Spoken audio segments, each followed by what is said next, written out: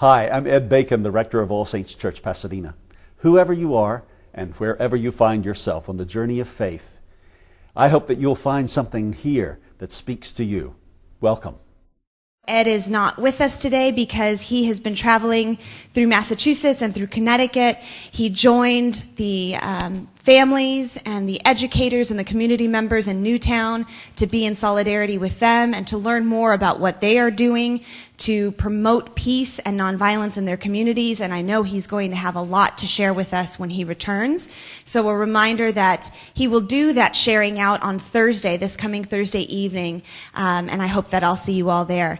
If you are new to All Saints Church and you haven't joined us before, I welcome you on behalf of Ed and our entire staff and congregation and encourage you to visit our welcome table, which is located just to my left. There are these wonderful red bags and some flyers that I encourage you to pick up so that you could learn more about us, our ministries, and the various programs that we offer throughout the year. So welcome. I also want to encourage you to visit our action table. As you know, every single week we put our faith into action. And so this week we have our action available here downstairs so you don't have to worry about going up on the lawn and participating. So after the presentation today, I encourage you to come visit our action table that is adjacent to the welcome table. As you all may have heard in recent months, we have established a gun violence task force here at All Saints Church, and we have been working diligently to discern what it means to approach nonviolence and violence prevention in our community, for our parish, and for Pasadena at large. And I'm so glad that this task force has done tremendous work in the months that we've been established, including bringing our Rector's Forum speaker here today. Our task force was also intimately involved with the Pasadena area gun buyback, which happened yesterday, and I'm so pleased to report that that first ever gun buyback experience for Pasadena produced 135 surrendered weapons. And in our belief, yes, let's give that an applause. That means that 135 times less likely are incidents of violence and destruction are least likely to happen in our community. And so we're so grateful for this church community, which produced over $8,500 to provide gift cards for those surrendered weapons. So I'm so grateful to all of you for that's another applause, for all of your generosity for this effort. And I also want to encourage you that tomorrow evening we have a gun violence teach-in, and we have a student of Adam joining us in addition to the Violence Prevention Coalition of Greater Los Angeles.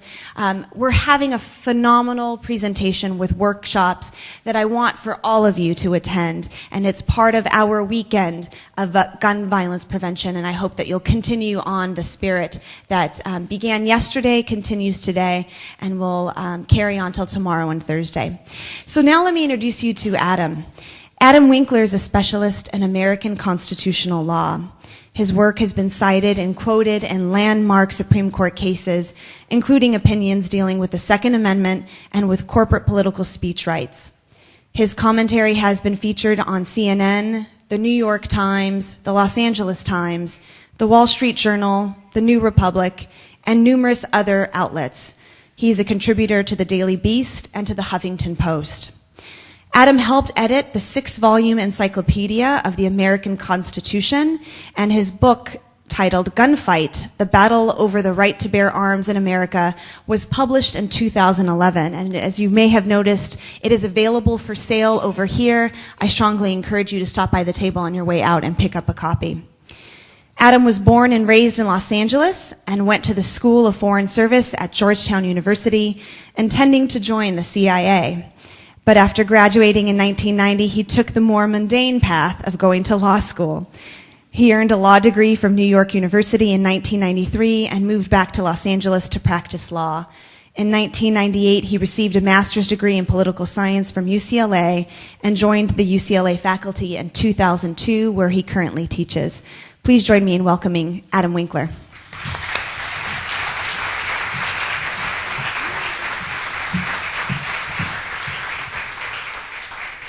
Well, thank you for that lovely introduction, and thanks for having me here at All Saints, and especially thanks to all of you for turning out today.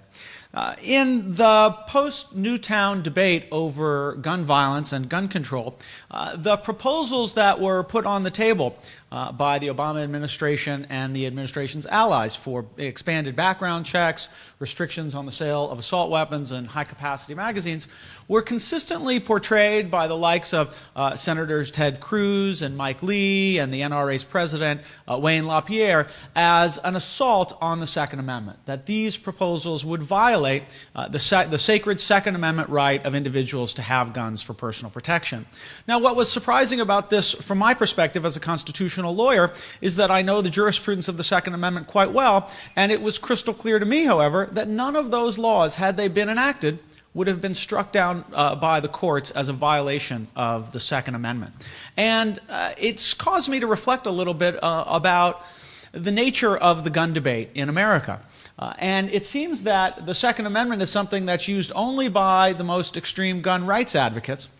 And the gun control side, that favors gun violence prevention efforts, sort of cedes the ground of the Second Amendment to the most extreme elements of the gun rights movement.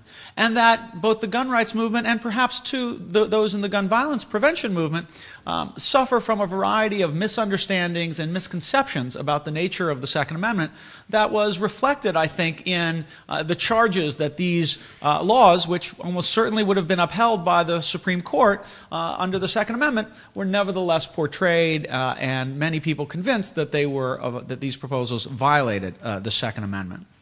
Now, some of the confusion over the nature of the right to bear arms stems from the Second Amendment to the Constitution itself. It provides a well-regulated militia, being necessary to the security of a free state, the right of the people to keep and bear arms, shall not be infringed. It's almost as if James Madison, the author of this provision, had just discovered this wonderful new thing, the comma, and wanted to put it in there.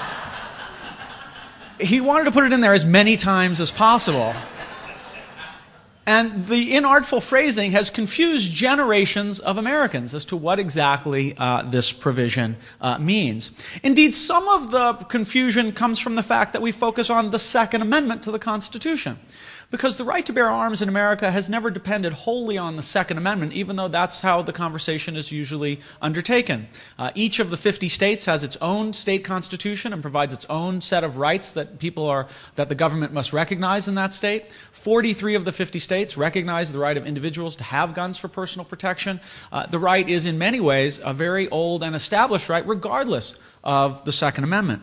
At the same time, because there are these state provisions, some of these provisions were in the original state constitutions that when they joined the Union, there have been challenges, constitutional challenges to gun control really since the 1820s. And state courts and Supreme Courts have been ruling on the constitutionality of gun control ever since the early 1800s. And one of the more remarkable things you might discover if you were to look at this history of cases is that in the overwhelming majority of cases, gun control laws are upheld, even against challenges as violating, even when they're challenged as violating the right to bear arms. And the founders would not have been surprised by this development. The founding fathers who wrote the Second Amendment, they were believers in gun rights. They did believe that an armed citizenry would help fight off or help prevent tyranny and would be used in a world where they didn't believe in standing armies and they didn't want to have a standing army. They thought that the firearms would be helpful to be used in national defense, that in the event of an invasion, you would call out the militia, people would run to their homes, grab their guns, and be ready to fight in an instant, hence the Minutemen of Revolutionary fame. But yet, at the same time, while the Founding Fathers did believe that there should be an armed citizenry, at the same time, they did support and had a wide variety of gun control laws. The Founding Fathers, for instance, barred people from having guns, like slaves and even free blacks. But not just people who were not citizens. They even barred law-abiding white people from possessing firearms on occasion, including the Loyalists. Those who refused to swear an oath of loyalty to the Revolution were subject to forcible disarmament. Now you say, well, how many people could that have been? Well, historians estimate that Loyalists made up about 40% of the population at the time of the Revolution. The idea of these 13 disunited colonies coming together and fighting the most strongest military in the world was thought to be a mistake by many Americans at the time, and they were subject to disarmament if they refused to swear that oath of loyalty. The Founding Fathers also had onerous militia laws requiring people to show up at mandatory musters where they and their guns would be inspected and even registered on public rolls. Often you hear that the idea of gun registration is fundamentally unconstitutional, which is odd because the Founding Fathers registered a lot of guns as part of militia service.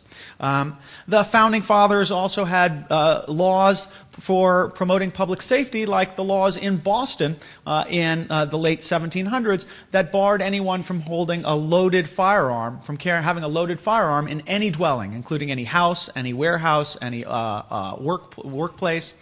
You were not allowed to have a loaded gun because it was a fire hazard to have a loaded gun. The explosive powder, gunpowder, being made by a new company called DuPont, was highly combustible and was a serious threat to public safety. So when you think about the Founding Fathers did believe that people should have a right to bear arms, but at the same time, they did not see the Second Amendment as a libertarian license for anyone to have any gun anytime they wanted. And in fact, the Founding Fathers balanced gun rights with their sense of what was necessary for public safety at their time. Now, in fact, what I found over in my research into guns in America is that actually gun control is far more common than people often imagine. Take, for instance, the Wild West. And this is sort of our image of the Wild West. You know, the gunslingers come to town. They got 6 shooters on each hip. They've got a rifle in their arm. They got ammunition strapped across their chest. If you looked under their pant leg, they probably got a little Derringer pistol hidden in there, right? They're so loaded down with iron, it's actually amazing they could even mount a horse with all that stuff, right? And that's how we sort of imagine the Wild West and these shootouts night and day. But actually the history is far more complicated and interesting. It's true that out in the Wild West, when you were going from place to place out in the frontier, everyone had guns. You were going in an area where there was no law. There were bandits. There were native tribes that might be hostile. There were wild animals that might be hostile. So much so that stagecoach drivers took to a great added expense to drive with a second person sitting next to them with a shotgun in their hand. Something we might still be reminded of the next time your kids or grandkids jump in the car and say, "I ride shotgun." Well, that's where it comes from. You might tell them, "No, don't say that."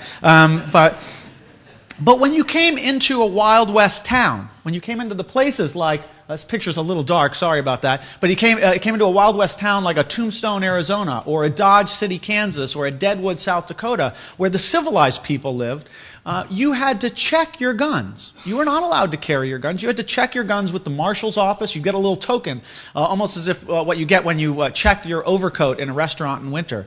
Oh, that doesn't happen here, right? I forgot. If you were in Boston, you would check your overcoat. In the winter, you get a little token. Same thing, you'd get a token. You weren't allowed to carry guns in these towns. And this picture, which is a little dark, unfortunately, but is a picture of Dodge City, Kansas in 1879, the heart of the Wild West period. And Dodge City, Kansas, a notorious gun haven, you know, when they formed their municipal government in 1872, you know what the very first law they passed was? A gun control law, barring people from carrying concealed weapons in town.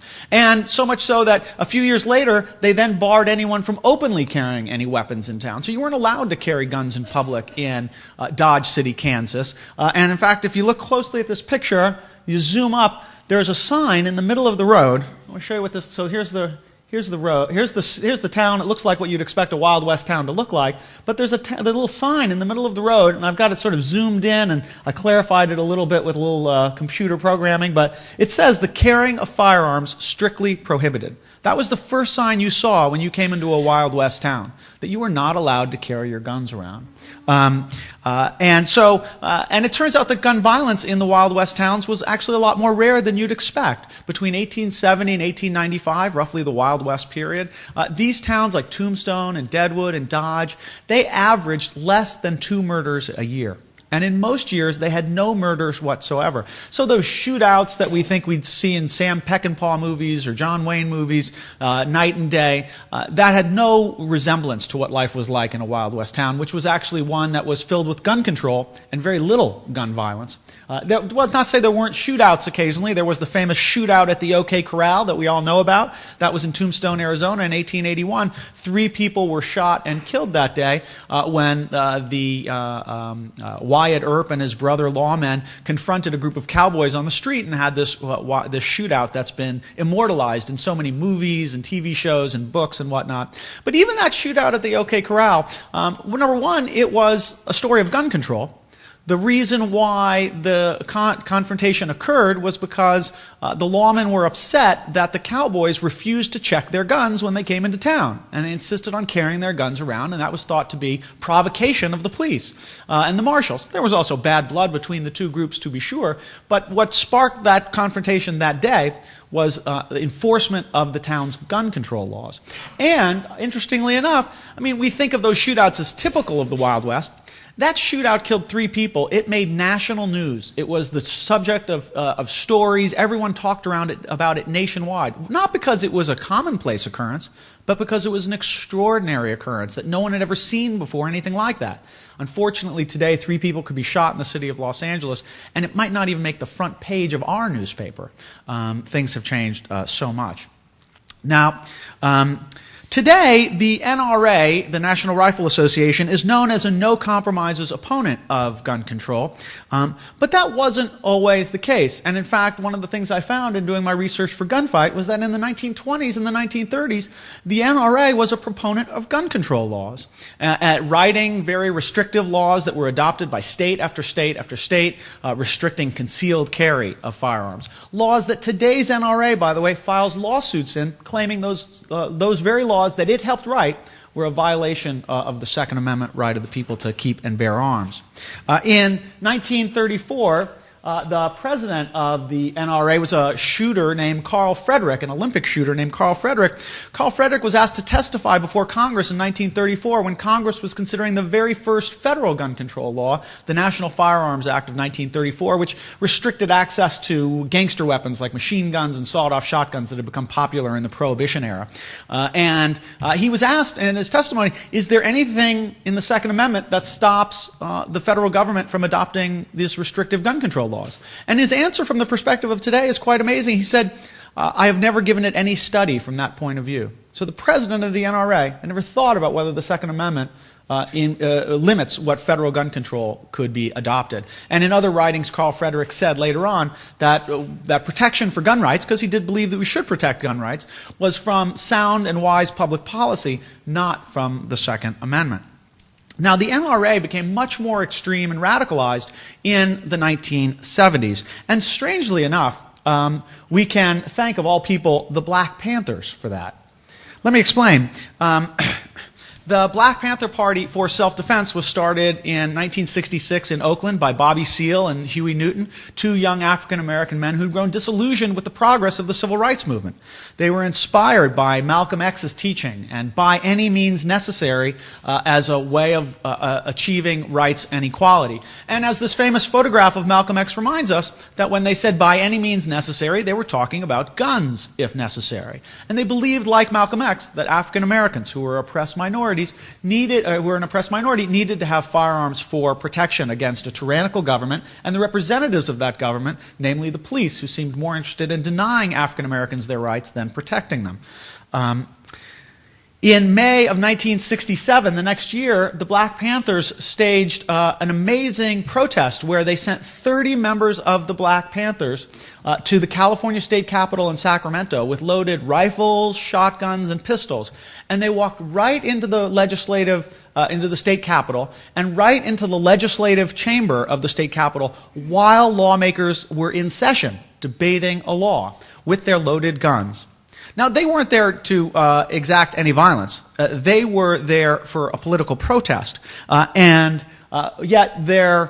when the headlines of their activities made the news across the country, it really scared a lot of Americans who said, wait a second, there's people invading our state houses with guns. In the 1960s was a time where there was a lot of revolutionary fervor, and headlines like this helped spur a new round of gun control laws in America. In California, the popular new Republican governor of the state, Ronald Reagan, pushed for the state to adopt the most restrictive gun laws in the nation so that the Black Panthers wouldn't be able to carry their guns out in public the way they were doing so. In Washington, Congress passed restrictive new laws, namely like the Gun Control Act of 1968, that was designed to reduce gun violence in inner city areas.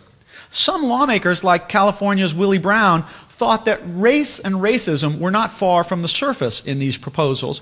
And indeed, there is one of the unfortunate truths about gun control in American history is that there is a long history of gun control laws being designed and used for racist purposes, to keep African Americans and other racial minorities as second-class citizens. In fact, the KKK begins after the Civil War with gun control, taking guns away from African Americans, as one of its top priorities. Before the Civil War, blacks in the South had never been allowed to own guns.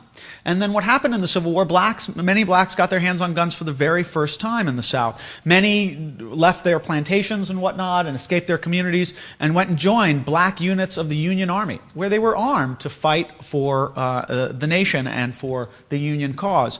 When the war was over, the Union Army was in arrears. It owed all of its soldiers years of back pay and didn't have any real prospects of paying it in the near future, and so they offered the soldiers an unusual deal. They said, well, if you want, you can keep your firearm and you can go sell it on the open market or do whatever you want with it, and we'll deduct the amount we owe you by the amount of the firearm. And almost every soldier took that firearm because they figured the government was never going to pay them, so you might as well take the gun. And if you were an African American especially, if you were going back to the South, as many African Americans did, they returned back to their communities that they came from. That was all they knew. And they went back to places like South Carolina and Georgia and whatnot to try to find a life of freedom in their old homes. But they took those guns back for them because they knew what they had to confront, which was white racism that had been very violent in the past, and they did not expect that white racism was going to disappear. Other African Americans in the South just bought guns that were in the open market. It was literally flooded with firearms that had been produced for the war, and all these soldiers trying to make a few bucks by selling their firearms. Racist whites passed new laws in the South, like the Black Codes, that specifically said blacks were not allowed to own guns. Then, unfortunately, as many gun control advocates have found over the years, you can put a restrictive gun law on the books, but that doesn't mean people are going to obey that law. Guns are easy to hide, and like drugs and alcohol, the kind of thing that you can often have in your own home without anyone ever really knowing. And so racist whites began to form posses of men that would go out in disguise late at night to go terrorize black homes and to take those guns away. They were very explicit that they wanted to go out and get those guns because blacks with guns were people who probably could not be subjugated again. They might fight back. And so they wanted to get those guns. These posses took different names depending on where they came from. The one from Pulaski, Tennessee became the one most famous or notorious, and that was the KKK. Now, the NRA, I mentioned, was once very supportive of gun control, but the NRA became radicalized in the 1970s in part because of those laws that were adopted to restrict access to guns by black radicals like the Black Panthers, or to try to quell violence and violent crime in urban neighborhoods. Don't miss the euphemism, neighborhoods in which there were large populations of racial minorities, which is where the crime problem was thought to be centered. And the NRA literally changed overnight. There was an annual meeting of the membership in 1977. They had a set of moderate leaders that wanted to retreat from political activity and retreat from political lobbying, and that angered a group of hardliners in the membership who staged a coup. And literally at the annual membership meeting, they manipulated the rules of order and whatnot, and by the time the sun rose the next day, they had cleared out the entire board of the NRA and replaced the NRA board with a whole set of new people who were committed to a no-compromises approach to the Second Amendment. And this new NRA borrowed quite explicitly from the arguments made by the Black Panthers, that you needed guns to fight against government tyranny, that you couldn't trust government officials, they were ones you needed to fight against, that you needed guns not just in your home for personal protection, but you had a right to have those guns out on the street because that's where your dangers would be confronted. And also, like the Black Panthers, the NRA really recognized that guns were a symbol, a political symbol that could be very useful for organizing people and getting people to be politically active. In a 2008 Supreme Court case, called District of Columbia against Heller, the Supreme Court, for the first time in American history, made crystal clear that the Second Amendment protects a right of individuals to have guns for personal protection. And of course, many in the gun rights world were very happy with this ruling. But the court also made clear in that ruling that there was plenty of room for gun control under the Second Amendment, and that it was not a libertarian license for anyone to have any gun they wanted. And the court said that nothing in the opinion should be taken to cast doubt on laws restricting felons from having firearms, or laws preventing the mentally ill from having access to firearms, or laws that restricted guns in sensitive places like schools or government buildings, or even commercial sale restrictions on guns, things like a background check or perhaps a waiting period. And indeed, in the 5 years since the Heller case was decided in 2008, there have been hundreds of challenges to any kind of gun control law you can imagine in the federal courts as a violation of the Second Amendment. But the remarkable thing that's happened is that very, very few of these gun control laws have been struck down. The overwhelming majority of these laws have been upheld by the Supreme Court and by the lower federal courts. So there's clear that there's plenty of room for gun control under the Second Amendment, and that those who want to debate the Second Amendment must recognize that the Second Amendment can't be pulled out as a tool and say, this law violates the Second Amendment, and be an accurate argument. In truth, the Second Amendment has plenty of room for gun control because the right to bear arms over the course of American history has always made room for plenty of gun control. And understood in this way, I think the Heller case, the Supreme Court case in 2008, should be recognized not as an extreme capitulation to the gun rights movement, but rather a more balanced capturing or encapsulation, if you will, of the long history and tradition of guns and gun control in America. Yes, Americans do have a right to bear arms and to have guns for personal protection. The Supreme Court's clear on that. There's a long tradition supporting that idea. At the same time, there's plenty of room for reasonable and effective gun control laws. And that's part of the story of guns in America that we've lost. Thank you very much.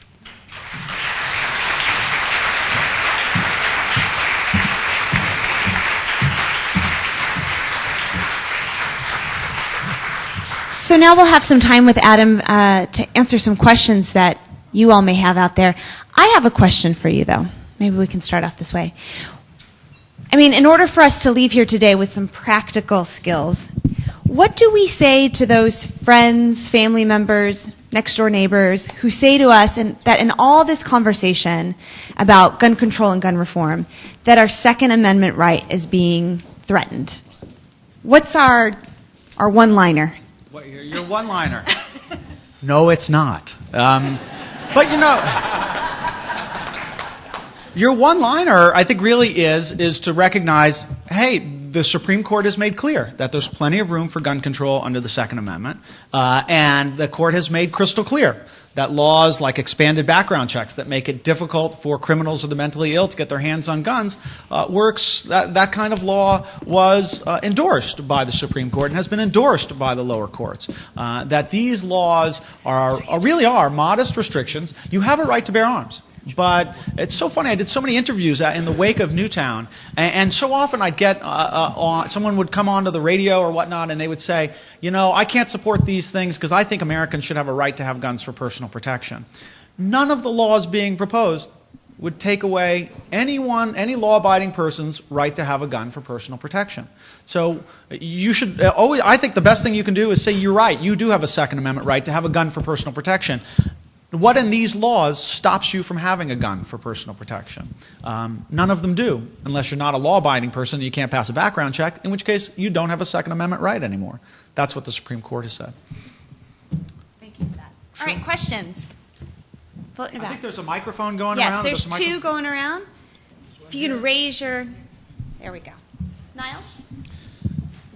I don't feel like this fight is about logic or about the Second Amendment, logical arguments, anything like that. I think it's about a worldview. It's about emotions. It's about a worldview. It's about people who feel that they're the bastion of civilization surrounded by barbarians who are just waiting for the moment that they can knock their door down, invade, and that the only thing that's holding people back from misbehaving is fear of punishment. And I think somehow if we don't address that worldview, all the facts in the world about the Second Amendment, all the statistics about the gun is more likely to be used on you, Right. Don't mean a damn thing. Right. Well, and you're absolutely right that so much of the gun debate really is a battle over symbolic politics, if you are, a worldview, a way of thinking about the world. And it affects both sides in some ways, right? In many ways, the gun rights extremists have this worldview, you can't take our guns, and we're going to fight any gun control law because any gun control law we have is a step towards the slippery slope towards total disarmament. Right? That was the story that was about the background checks. If we have these background checks, it's going to lead to a federal registry of guns, and then the government's going to come take our guns. It didn't seem to matter that a provision of Manchin-Toomey actually made it a crime punishable by 15 years in prison to create a registry and to try to take anyone's gun away. I mean, it was clearly outlawed by the law, but yet it was still made a centerpiece of the argument. And sometimes that happens on the gun control side, too. I mean, I think it's important for gun control advocates to try to focus on laws that can make a difference and not laws that we don't like because of symbolic reasons. Right? Many people don't like assault weapons. They want to get rid of these assault weapons. The law actually is not really well designed. An assault weapon is, under the federal definition, is really just a certain kind of semi-automatic rifle that has a detachable magazine and has a pistol grip. And if you take off the pistol grip, you can sell the exact same gun. And between 1994 and 2004, when the assault weapons ban was in place, manufacturers just did that. They sold the exact same gun, the exact same lethality, just without the pistol grip. Now, the pistol grip's not the problem, right? It's the lethality of the weapon that's the problem, not the pistol grip. And so that's an example, I think, of a law that many people in this room would say, oh yeah, I support that law. If you looked at the law closely, though, and moved out of the world of symbolic politics into practical politics, you'd recognize that this is not a law that's going to accomplish very much, because the manufacturers will sell the exact same gun, just without the pistol grip. And I think it's important for both sides in this debate to return to logic. And the thing I think that can help us return to logic, and I think I try to say this to the gun violence supporters who I speak to, is it's really essential for you to endorse the right of the people to keep and bear arms. That as long as the gun rights people think you're coming to take their guns away and that their right is not secure, they're going to fight hard because they think that's what you're after. So it's important to recognize, you do have a right to bear arms, and you have a law-abiding person has a right to have a gun in their home for personal protection. It's going to have a whole bunch of adverse consequences. We recognize that. But if you recognize that, we can help move us off the slippery slope, I think, in time. Not going to be today, maybe not tomorrow, but in time that can take us off the slippery slope. At least I'm hopeful. Question over there? So I have several questions, but let's start with first, whatever happened to the part of the well-organized militia in the Second Amendment? Right. And second, what's wrong with the National Registry? Why are we fighting so hard against it? Okay, so the militia, people often wonder, what does that militia phrase mean in the Second Amendment? Does that mean the right is restrictive to the ability of states to have militias? That's sort of the traditional argument, that it creates a collective right. The Supreme Court found a couple problems with that argument. One of the things that the court said was that the Second Amendment says the right of the people to keep and bear arms shall not be infringed. It also talks about the well-regulated militia, obviously. But the language, the right of the people, is interpreted to be an individual right in the First Amendment, which says the right of the people to peaceably assemble and petition government for redress of their grievances. The Fourth Amendment says the right of the people to be secure in their persons, houses, papers, and effects from unreasonable searches and seizures. That's also interpreted by the court to be an individual right. And so the court said, look, we've always interpreted the language, the right of the people, to be an individual right. Now, maybe it's an individual right that's only associated with the militia. What the Supreme Court said in that is said, it's clear that the founders were trying to protect militias. That was the primary motivation of the founding fathers. They wanted to protect militias. It says it right there in the amendment. The Supreme Court said the way they protected militias from being disarmed, because they were fearful that the militias would be disarmed, was by providing a right of the people to keep and bear arms. that if you had a right, then the militias couldn't be disarmed. Well, you might say, well, wait a second, I'm not a member of a militia. The Supreme Court said at the founding, when the Second Amendment was adopted, the framers, and there is pretty good evidence, I think, to support this part of the Supreme Court's argument, very good evidence that the founders believed in a citizens' militia, that ordinary individuals were the militia.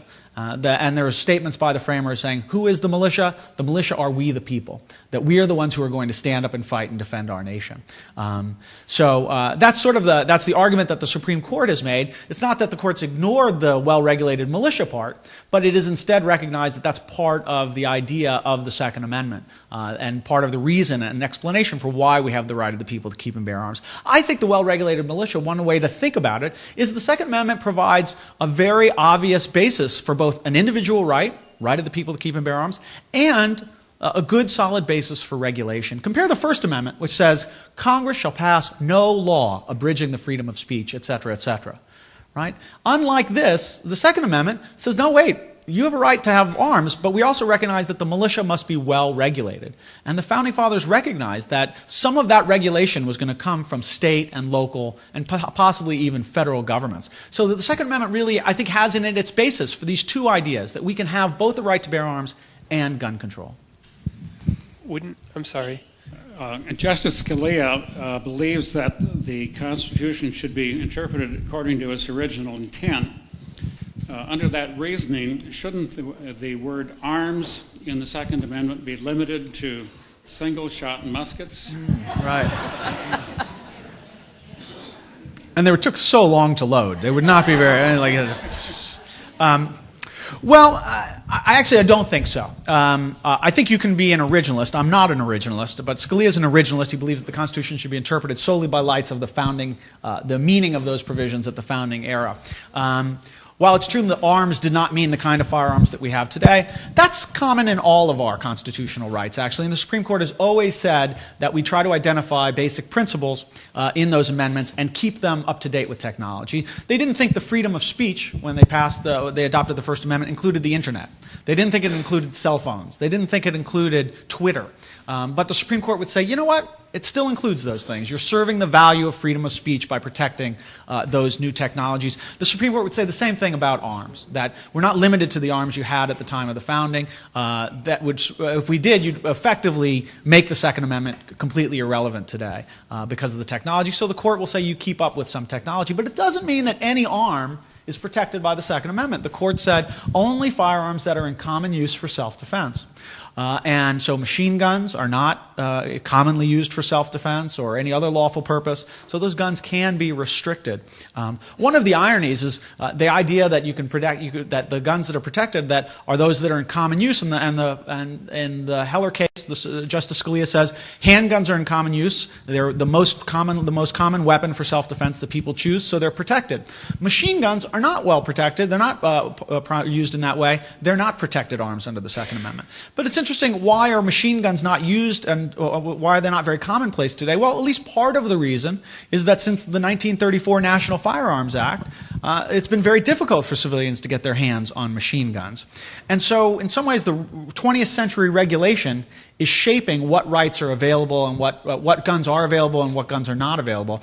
And that doesn't seem like originalism. That's not going back and looking at the Founding Fathers' vision. That sounds more like living constitutionalism, where the law is keeping up with changes in society and larger regulations and larger value choices. And indeed, all of the exceptions that the Heller case made mention of, keeping guns out of the hands of felons, the mentally ill, guns in schools, guns out of government buildings, commercial sale restrictions. The Founding Fathers had gun control laws, as I've tried to suggest today. They didn't have any of those gun control laws. So no originalist view of the Constitution supports necessarily those exceptions. So I think that the Heller case, written by Justice Scalia, the great originalist, and taken often to be a triumph of originalism, is actually much more complicated and nuanced, much like the rest of the story of guns in America. Question in the back.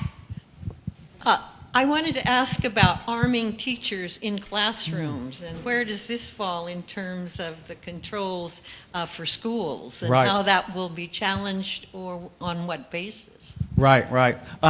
So this is obviously one of the big proposals, right, that we should arm teachers in schools, armed guards everywhere. You're armed right now, protecting me, right? I just wanted to make sure. I was misled. Wait a second. and this is one of the big proposals.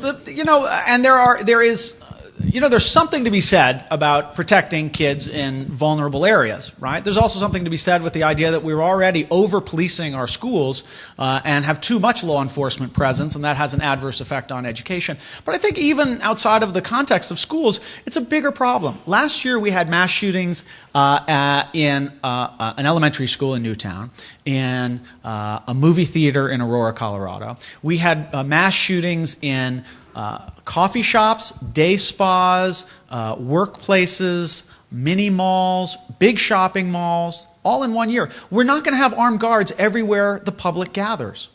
And if we are going to have armed guards everywhere the public gathers, that's going to create the kind of police state that the NRA really doesn't want to support anyway, and that most of us don't want to have either. So I think that the unfortunate reality is we have to recognize, when we're in public, there's always the possibility something awful can happen, and armed guards in schools are not going to provide us that kind of defense. Note that in Columbine, the site of the worst school shooting in American history before the Virginia Tech massacre in 2007, 1999, Columbine had an armed guard who actually engaged in a shootout with the shooters and quickly retreated because he was so outgunned and outarmed. So having a guard in school is probably not going to provide the kind of protection that we would ideally it would serve. My question concerns who has the power in the NRA. In your estimate, right, has it shifted from the rank and file to the gun manufacturers and dealers? I think the power of the NRA is a complicated story. There's no doubt that the NRA makes a lot of money off gun manufacturers. We don't know exactly the finances of the NRA. It's a private organization. It doesn't have to reveal its finances. But we know that its very popular magazines, the American Rifleman and similar magazines that it provides to members and other subscribers, are, like most magazines, primarily financed by advertising. And those advertising is largely from big gun makers. So I think there's a close relationship between the NRA and those gun makers. But I do think at the end of the day, Manchin Toomey went down because of the strength of the NRA in a variety of ways. But it wasn't the strength of the NRA as a voice just of the gun makers. I think that there were a lot of elected officials who were fearful that what was going to happen on the next election was that the NRA was going to turn out voters and turn out voters against them.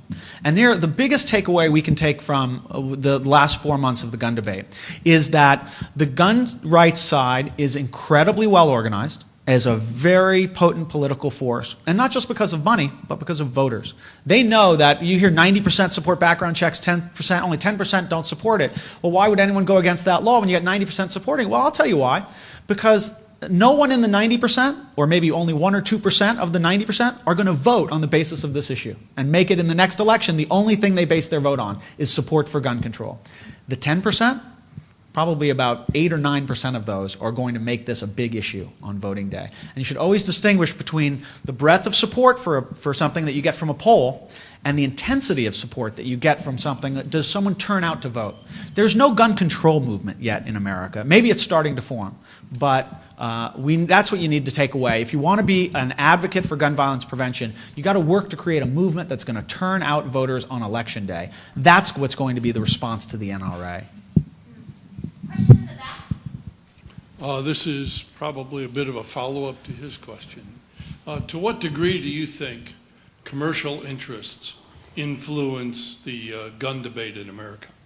Yeah, I do think, look, this is America. Commercial interests affect every debate, it seems, in some way, shape, or form, right? You can't be surprised by that, and there is a big gun industry out there.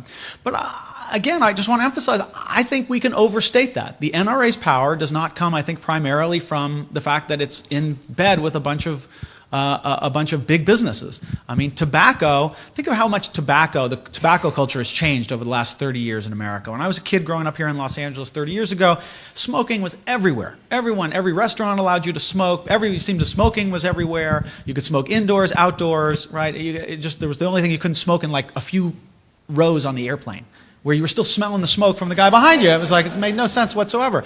And those obviously, the tobacco industry is one of the strongest industries in the country, and in fact was the NRA of the past, right? No compromises, super well funded, going to fight tooth and nail against any kind of proposal that limits what they do. the culture changed because the culture of smoking changed, right? There became more information about the public health consequences of smoke. Secondhand smoke became crystal clear in terms of how it affected people. And all of a sudden, having all that money and being the tobacco industry that had been this powerhouse was no longer enough because the tobacco people couldn't turn out voters to support opposition to smoking bans in public and whatnot. They just couldn't get the voters. If you want gun control laws, you need voters. And ultimately, at the end of the day, you need to create a gun control movement, which is what we haven't had in America. There's hopeful signs, right? We have Gabrielle Giffords has formed a super PAC.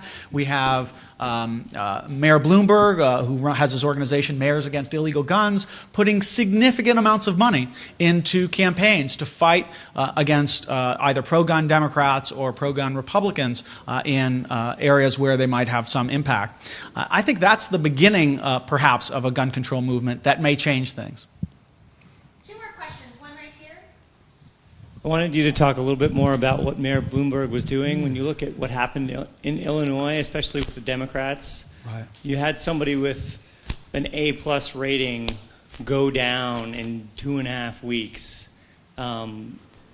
What's going to happen in the future? Right. How does that change what happens on the Democratic side? Right. So what happened in Chicago, roughly speaking, is that there was, in a Democratic primary campaign, where there was a pro-gun control Democrat and a pro-gun Democrat, Bloomberg came in and spent a bunch of money against the pro-gun Democrat, and indeed was successful, and that pro-gun Democrat fell behind. And I think this is going to be a big issue. That's what the NRA has been willing to do for a long time, is to say, hey, we're going to support people who are on our side on this issue with no exceptions. We're not going to focus on any other issues, just these issues. And I think that's an important thing. And the gun control people, I think they need to do more of that. What does this say? I think what's the biggest problem, I already see some pushback. There's been pushback in Democratic circles against Bloomberg, though, because there were those who are saying, wait a second, we're going to lose our majority in the Senate if we lose a couple of these pro-gun Democrats, like the four Democrats who voted against Manchin-Toomey. And so there's big pushback now in the Democratic Party not to allow this to go forward. We should accept all the pro-gun Democrats. Now, maybe that's the right call, maybe it's not, but the real story is that I think that Bloomberg is going to have opposition from his own party. And if there's those of you who are really big advocates of gun violence prevention, think we need to do a lot more, you're going to have to get active in that Democratic Party to push the party to allow Bloomberg to go out and finance ads against pro-gun Democrats. Because once the Democratic Party wavers on this more, then obviously the Republican Party is not going to give in to new gun control laws, and you're going to have more of the same, I think. One last question from the back. Do we have a microphone back there? Hi. Do you think that now that you can make a gun in your house with a 3D printer, that gun control legislation is going to have any meaning?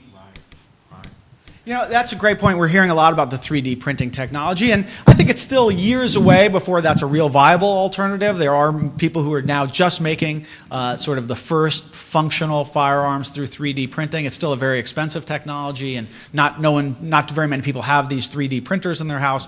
Does anyone here have a 3D printer? No, right? And I think that's, so in the short run, probably not going to have much of an impact. But in the long run, it will have an impact because it will be difficult to police the manufacture of firearms in one's own home. Now, that said, I think those who are most likely to have a 3D printer are probably most likely not to be criminals or recidivist criminals who are going to be looking to do harm to other people. So maybe it's not going to have that great an impact. But I think we should put it along the lines of so many of the other issues in gun control. There's over 300 million guns in America today. Over 300 million. So it's almost one per person, and certainly more than one per adult. Any new law you pass confronts that harsh reality, which is it's very difficult to change all those other guns and affect how they're going to be distributed in the United States. So I think this is just adding on to the problem, which is that with any gun control law, we have to recognize is that it will be less effective than ideal because there's so many guns already out there in circulation. And this is going to add to it. I think probably only on the margins, at least for the next 10 or 20 years, although who knows where the 3D printing technology ends up, and maybe it does have a more substantial effect than that. Well, I just wanted to say as a last comment, thank you so much for having me out here today. It's been a real pleasure to talk to you. Great questions, great crowd, and thanks again for having me.